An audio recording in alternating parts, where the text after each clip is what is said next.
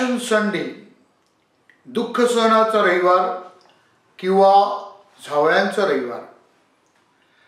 झावळ्यांच्या रविवारपासून तर ईस्टरपर्यंत आपण पवित्र आठवडा साजरा करतो.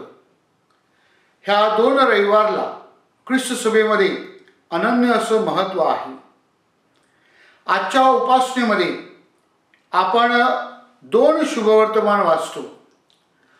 सुरुवातीचं जे शुभवर्तमान आहे झावळ्यांना आशीर्वाद करण्याअगोदर, त्या शुभवर्तमानामध्ये प्रभू येशू ख्रिस्ताचं यरूशलेममधील जे उत्साहाचं ट्रायम्फंट एंट्री त्याविषयी आपण ऐकतो. आणि मिसातलं जे शुभवर्तमान आहे त्यामध्ये प्रभू येशू ख्रिस्ताच्या दुःख सहनावर आपण चिंतन करतो. या दोन्ही शुभवर्तमानाचं वैशिष्ट्य असं की या दोन्ही शुभवर्तमानातील जो महत्त्व आहे म्हणजे एकामध्ये आनंद आहे, उल्हास आहे, जल्लोष आहे, ट्रायम्फ आहे, आणि दुसऱ्यामध्ये दुःख आहेत, यातना आहेत, मरण आहे.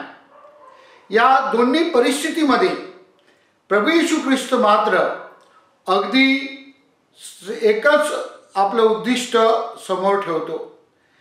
He is showing one particular attitude in both this situation, in the triumph and in the passion. प्रभू येशू ख्रिस्त अगदी परमेश्वराच्या इच्छेला प्राधान्य देतो आणि परमेश्वराच्या इच्छेप्रमाणे तो जीवन जगण्याचा प्रयत्न करतो. परमेश्वराची इच्छा काय आहे?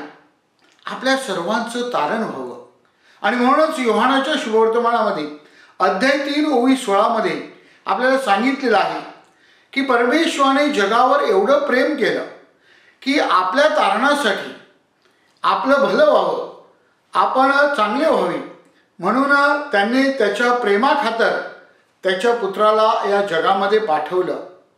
होय माझ्या प्रिय बंधू भगिनींनो, आपल्या तारणासाठी परमेश्वराने आपल्या पुत्राला वधस्तंभावरील मरण स्वीकारण्यास सांगितलं. ह्याद्वारे परमेश्वराने आपल्या दयेचा एक सुंदर अनुभव आपल्याला दाखवलेला आहे. योगायोगाने या जुबली वर्षामध्ये आपण परमेश्वराच्या दयेचा अनुभव घेतो. परमेश्वर किती दयाळू आहे त्याचा अनुभव आपल्याला या जुबली वर्षामध्ये येतो. आणि म्हणून त्या दृष्टिकोनातून लूकचं शुभवर्तमान, ज्याला परमेश्वराच्या दयेचं शुभवर्तमान म्हणतो, म्हणजेच Luke's gospel is the gospel of God's mercy, त्या शुभवर्तमानातील दुःख सहन आज आपण ऐकणार आहोत. आणि या दुःख सहनाद्वारे आपण परमेश्वर कसा दयाळू आहे आणि प्रभू येशू ख्रिस्त ह्या परमेश्वराच्या दयेचा कसा अनुभव आपल्याला देतो ते 3 वेळा या शुभवर्तमानात आपल्याला पाहायला मिळते.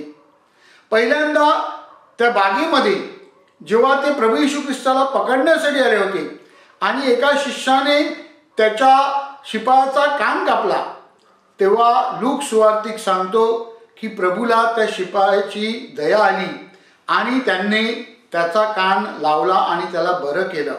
परमेश्वराची दया अशा प्रकारे प्रभू येशूने दाखवली. दुःखात असताना, वेदनेत असताना, चिंतेत असताना देखील प्रभूला दया आली हे प्रभूने आपल्याला दाखवलेलं आहे. दुसऱ्यांदा यरूशलेमच्या कालवारीच्या वाटेवर जेव्हा 8व्या स्थानामध्ये आपण पाहतो की स्त्रिया हे रडत होते, हुंदके देत होते, प्रभू येशू ख्रिस्ताच्या दुःखामध्ये सहभागी झाले होते, त्यांना प्रभू येशू ख्रिस्त सांत्वनाचे, दयेचे शब्द सांगतो आणि एक सुंदर संदेश देतो.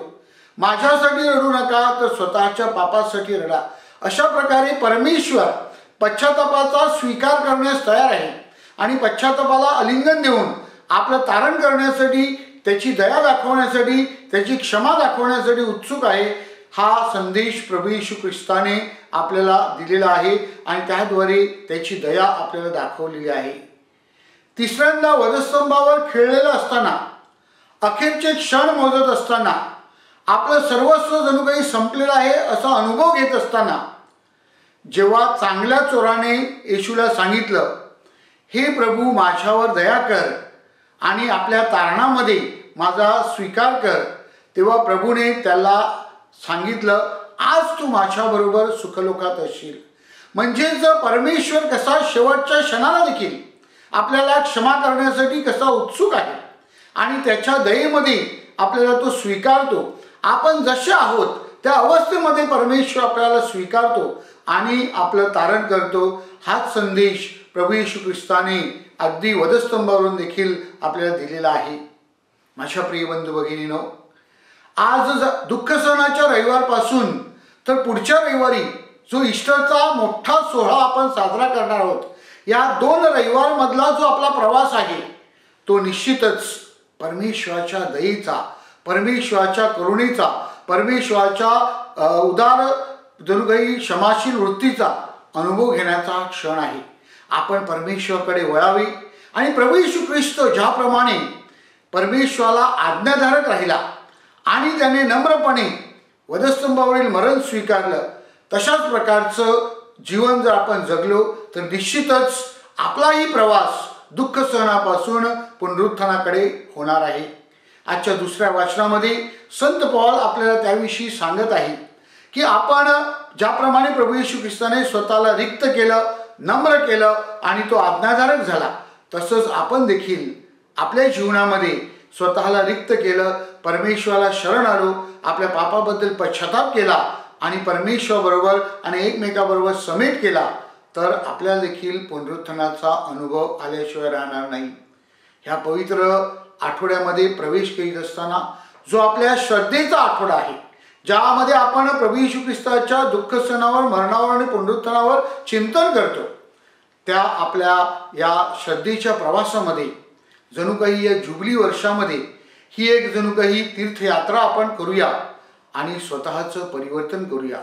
परमेश्वराच्या दयेचा, कृपेचा अनुभव घेऊया, पुनरुत्थित होऊया आणि परमेश्वराचा संदेश, आशेचा संदेश जगाला देऊया. परमेश्वर विजयशाली आहे, परमेश्वर सर्वसमर्थ आहे, तो आशावादी आहे. हाच संदेश आपण परमेश्वर लोकांना या ईस्टरच्या निमित्ताने देऊया.